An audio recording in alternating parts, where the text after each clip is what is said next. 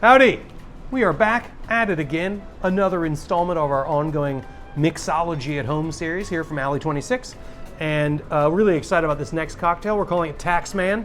It's a riff on the old income tax. That's how we got the name. So this one we're going to feature our new fig syrup, which I love.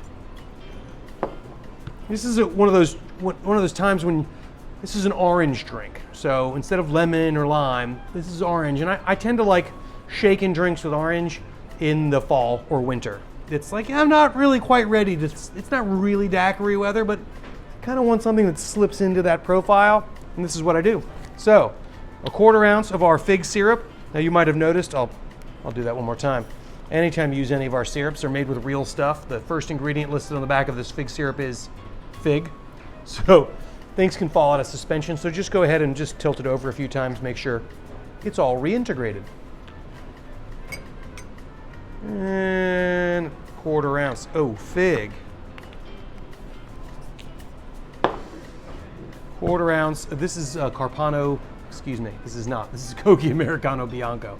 So Americano Bianco. Americanos generally are, or rosso, are red, but this is a kind of a unique product, Americano Bianco, and it really has kind of taken the place in classic cocktails of Quina Lillet, or what Quina Lillet or Lillet Blanc used to be. They changed the recipe on that, made it softer. This is a little closer to what that used to be in that it's a gentian quina. So there's still that nice little bitter note in the back end, which makes it function in cocktails really well. So just a 1/4 ounce of that as well.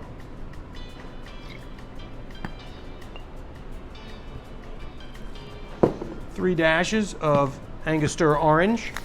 I like these. They're pretty true like orange. There are other orange bitters like Regan's, which I love as well, that have more cardamom, more odd notes. This is more like boom, right on. So that's 3 dashes. And then last, certainly not least, oh, sorry, almost forgot. We need a 1/2 ounce of OJ. So I'm gonna go right to the source here.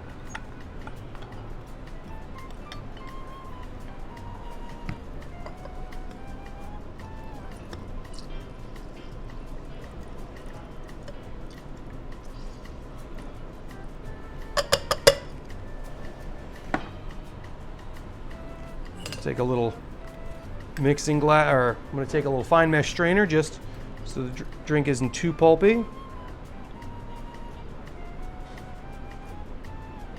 And a 1/2 ounce. Last but not least,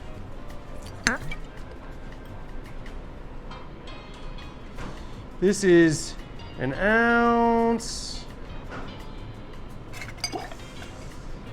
and a 1/2 ounce. So that's an 1.5 ounces total of Durham Distillery's Conniption barrel-aged series gin.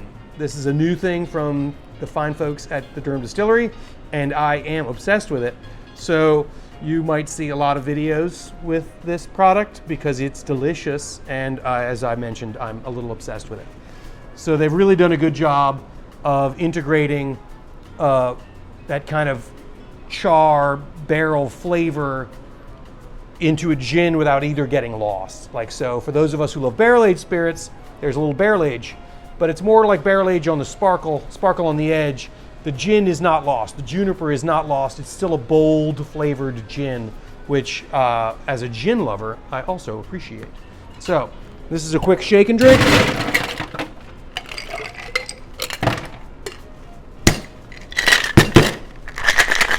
A nice good shake.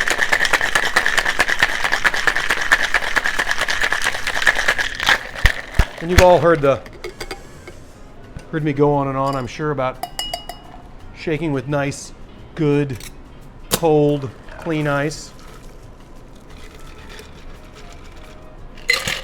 Generally speaking, if I'm going to shake something and then put it up, I'm going to double strain it to get all of the ice out like that. Otherwise, my drink continues to get diluted after I've done fixed it.